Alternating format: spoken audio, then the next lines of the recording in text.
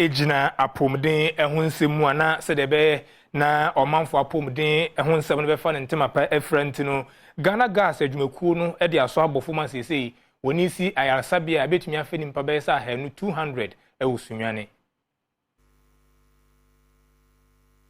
In the years to come, this hospital will serve as a hub for cutting-edge medical research, a training ground for future healthcare professionals, and a place where lives are saved and transformed.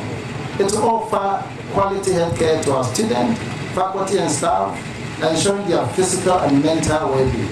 Moreover, it will reach out beyond our campus walls to provide vital medical services to our local community, bridging the gap in the healthcare accessibility and contributing to the overall betterment of society. Whenever there is an attempt to bring up a health facility, then you consider the people coming with the idea as bringing life to the people around. We know that Ghana has, registered to attain the universal health coverage based on 2 prongs.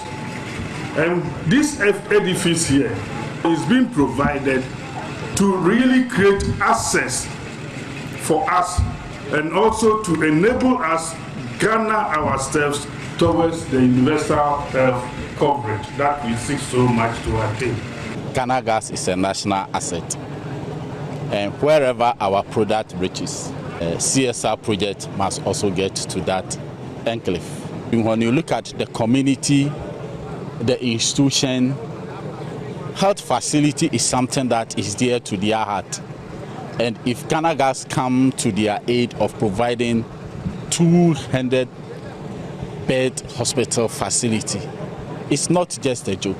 I believe institutions as UENR will never let this facility go by. I believe the Ghana Health Service will also not sit aloof, let this facility deteriorate.